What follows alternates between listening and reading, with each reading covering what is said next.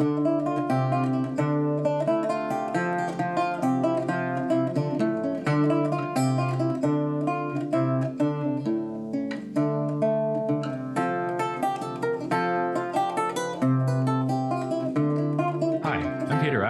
you're listening to the History of Philosophy podcast, brought to you with the support of the Philosophy Department at King's College London and the LMU in Munich, online at historyofphilosophy.net. Today's episode will be an interview about skepticism in the 16th century with Henrik Lagerlund, who is Professor of History of Philosophy at Stockholm University. Hello, Henrik. Hi. I'm really happy to have you on the podcast because you're someone who's really done a lot to draw attention to the interest of philosophy in the 16th century, which is not something everyone has tried to do. No, so it is an important period in history of philosophy, much more important than I think many realize. Well, hopefully people have already been convinced of that by the series so far, but if not, maybe they'll be convinced by the next half an hour or so. We're going to talk about skepticism. Let's start with a conceptual overview rather than diving right into the history. What do you understand by the term skepticism? And what distinctions should we make between different kinds of skepticism that might help us be ready for the discussion to follow? Traditionally, almost the only thing that people have meant with skepticism in this period is the ancient kind of skepticism. So it's Sextus, who was translated at this time, and also the academic skepticism that's foremost at this time was available through Cicero's Academica. So those are the two that people have usually meant when they talk about skepticism in this time. I think that that's limiting, unfortunately, that there is a back history to skepticism, which when you get to Descartes, you see that he is aware of a much wider kind of skepticism than just these ancient. So I think the problem of writing the history of skepticism before has been that you limited yourself to skepticism is either Pyrrhonism or it's academic skepticism. But there is a medieval tradition which has to be taken into account, where you have this very strong skepticism, a kind of global skepticism, where what we today would call external world kind of skepticism, that we traditionally think Descartes introduced, but which is strongly available in the 14th century and onwards.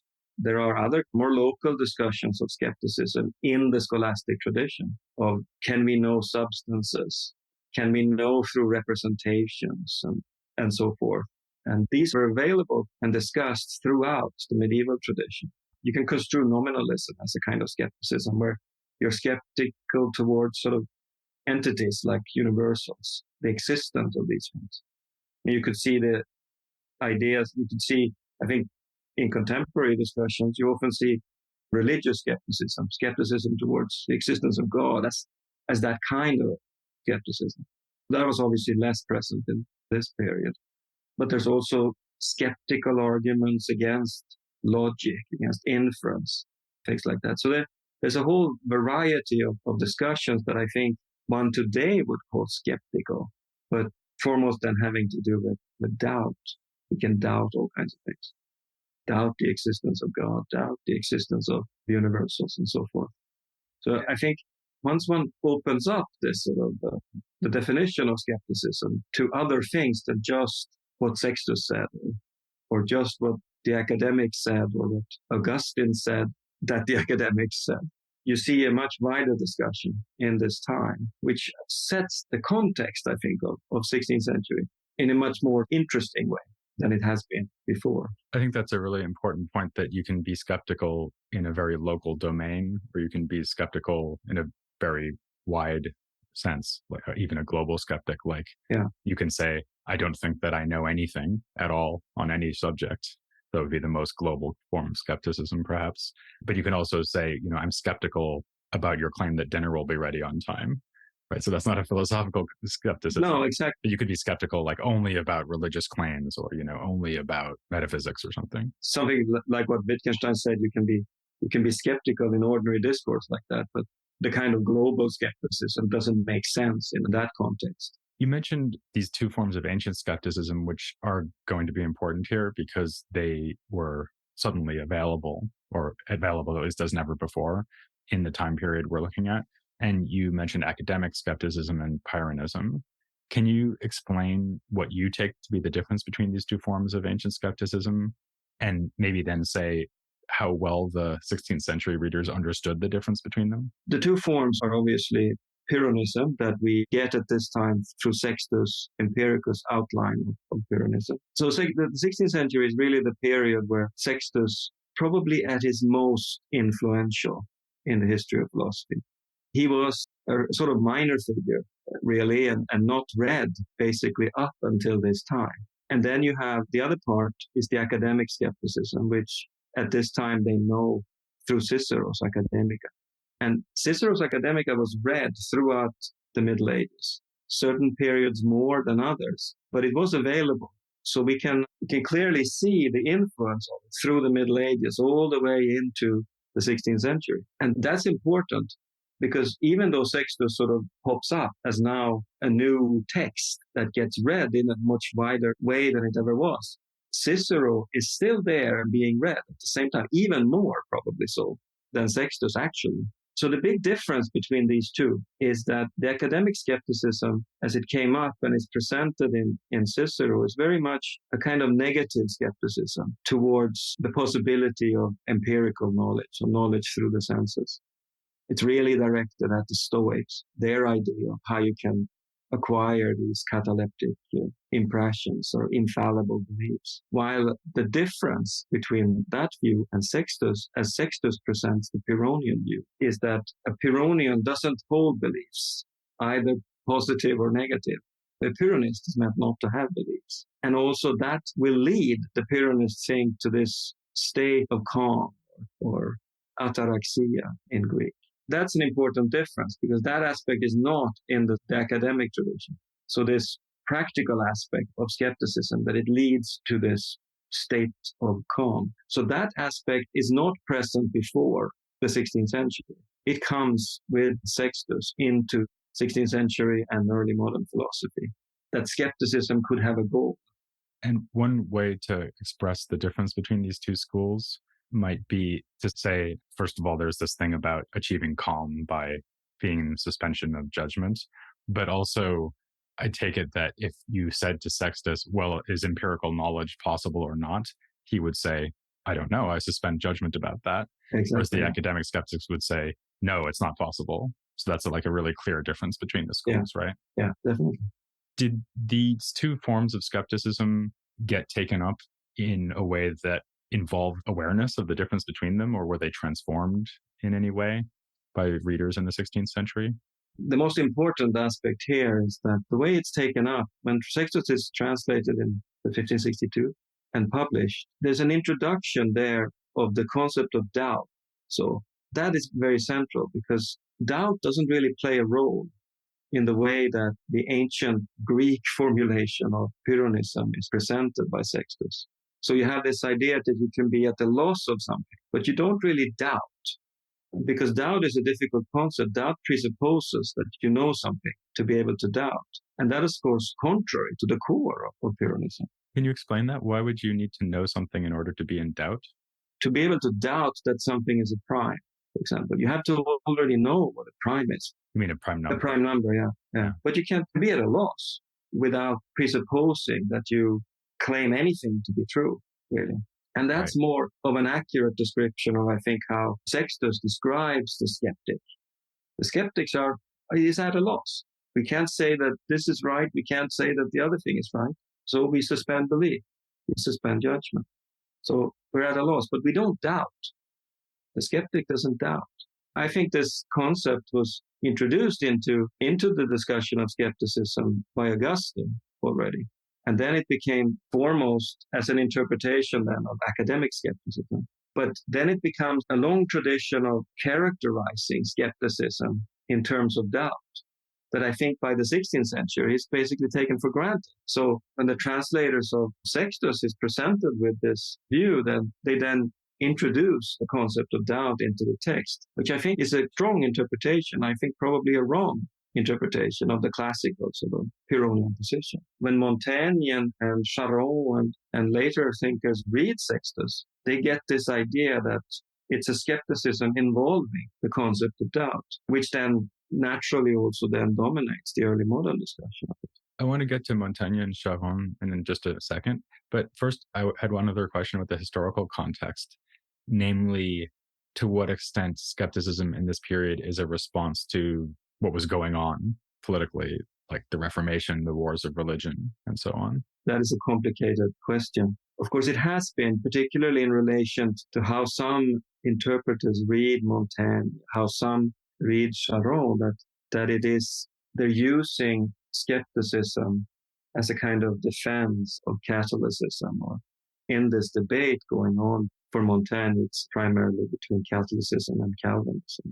That for him is the sort of target.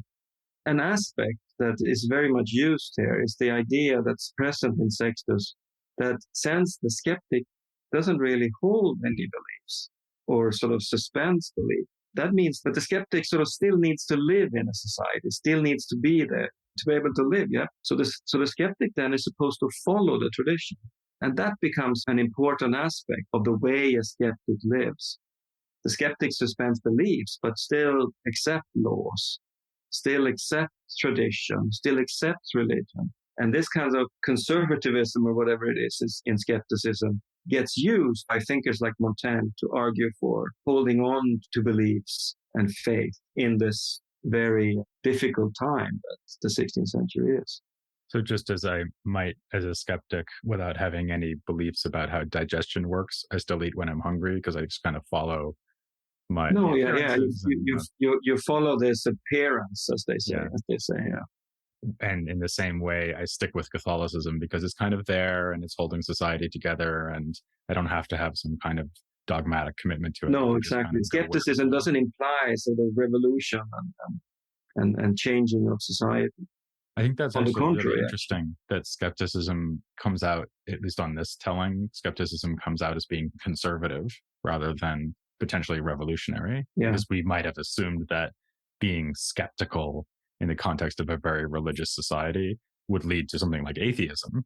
Yeah. But here it's exactly the reverse. Exactly the reverse. And of course, that has been used as a criticism of skepticism. Well, let's now delve into these specific thinkers who we've mentioned in passing, and let's start with Montaigne. So actually something we haven't mentioned yet is that you wrote a whole book, which came out fairly recently, about the history of skepticism. Yeah. And in that book, when you're talking about 16th century skepticism, you say that contrary to what a lot of scholars have argued, or maybe just assumed, it's actually not that clear that Montaigne was a skeptic. No, so exactly. First of all, I like that you're skeptical about whether he's a skeptic. I found that very pleasing. But second of all, I wanted to ask you why you say that in the book. I based this on the reading of his apology for Raymond Sebon. There, even though he uses skepticism, he uses both the Pyrrhonian skepticism presented by Sextus, and he uses the academic skepticism presented by Cicero. He doesn't at the end come out to endorse any of these. He uses the skeptics to sort of criticize reason, that reason and rationality can sort of help us to live our lives, and in the discussion of religion can actually give us support or grounds for our belief in Catholicism. But he doesn't sort of come out. He ends in a very sort of pessimistic tone that reason can't really help us, but God can't really help us either in some sense, because we don't know if we're saved. We don't know if God will give us grace. So he has this Augustinian background. So faith really is in the end what we have, this faith that will save us. As I read it, it's not primarily an endorsement of skepticism as such. And people have argued that what does come out is this fideism. Perhaps you can say that that's where he ends, but it isn't a clear skeptical position. It's more like skepticism is a stepping stone towards fideism. Exactly, yeah, which I think was a very common way of using skepticism, actually.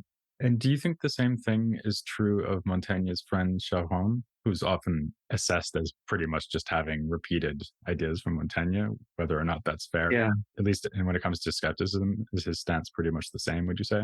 I wouldn't say so. I think there's a difference in emphasis between them, I think, that is interesting, where I would interpret, and I do in the book, Charron as much more of an academic skeptic, much clearer on his use of Cicero and his negative attitude to knowledge, to the possibility of knowledge. There's a slight difference in emphasis, I think. There's a much clearer Ciceronian aspect to Charron than there is to Montaigne. But obviously these two were close. They knew each other and probably discussed skepticism. And do you think that Charron, and maybe this question could also be posed about Montaigne, but let's just think about Charron, because he also has a pretty strong moral theory. Maybe theory is not the right word, but he has this kind of stoic leaning ethical stance as well. Yeah. And I'm wondering how that's compatible with what you were just saying about him being a more full-blooded academic skeptic.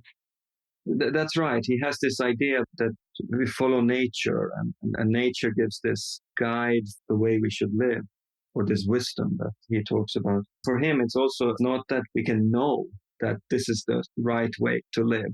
He gives us sort of arguments and reasons for that, but he doesn't strongly endorse this is something we can know. So there is this skepticism underneath, even though he has this moral theory on top of it. His ethical views then would be just another case of following appearances, like we were saying before. I would think so, yeah. Even in Charron, you see an emphasis on carneades, or the probabilism, which is not really present in Montaigne.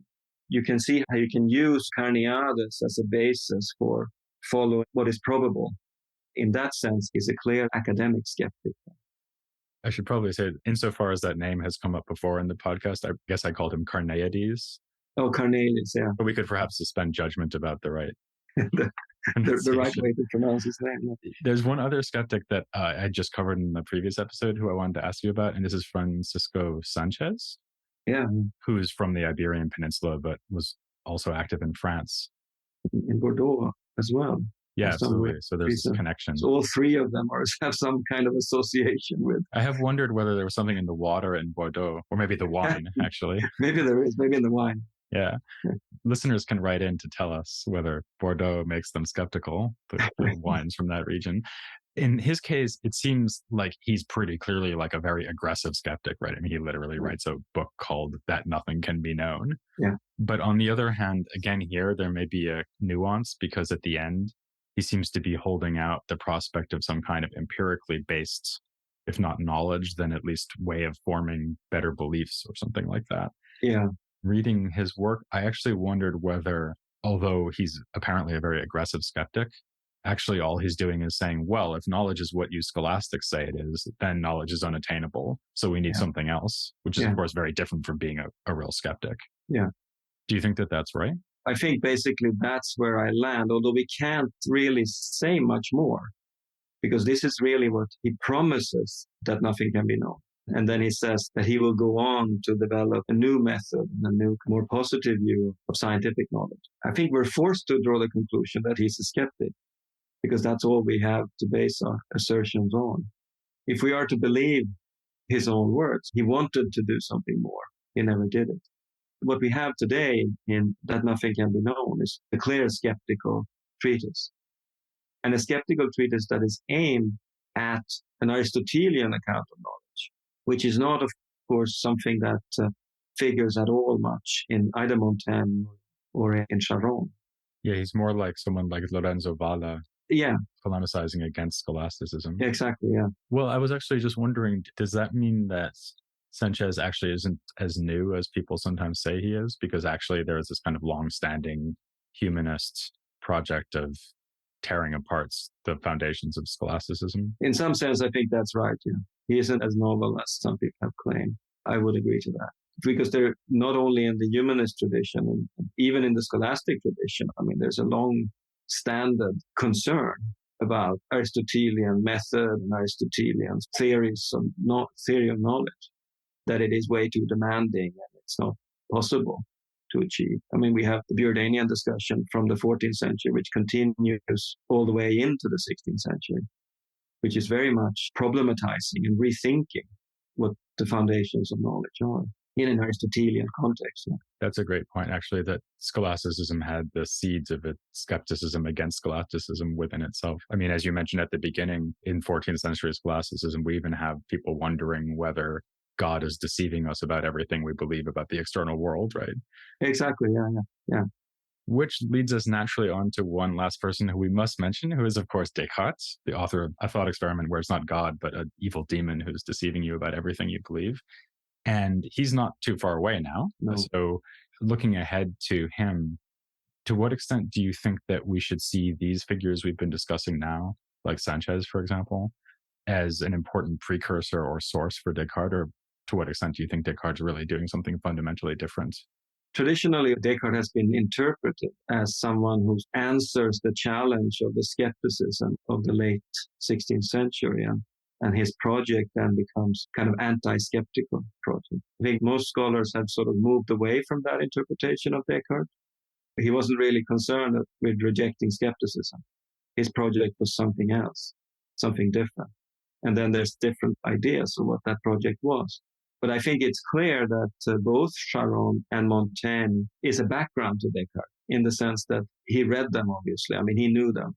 They were so well read. I mean, Charron's Of Wisdom is one of the most read philosophical works in French at this time. And it was so early as well translated into English. So it had a really widespread reach. So certainly he knew them. But Descartes' knowledge of tradition and of history of philosophy is much better than he himself liked to present.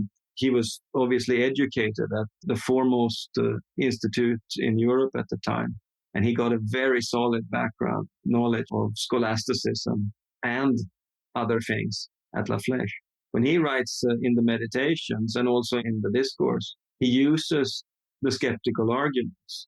And he knows them from this discussion in the late 16th century, and he knows them from an earlier discussion in the scholastic tradition. So when he uses the evil demon argument, or the dream argument, or the illusion argument in the first meditation and in the discourse, he knows these arguments. He's well aware. I mean, even Hobbes, in his objection to the meditation, complains that Descartes, who is such an original and interesting thinker, why would he bring up all these old arguments about skepticism? This is well-treaded waters. Why?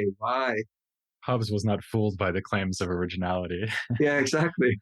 And Descartes, when he answers, he says that, no, I'm not claiming to be original here. I'm not bringing out these arguments because they're new and I have done something special with them. He's bringing out these arguments because he has a specific purpose with them.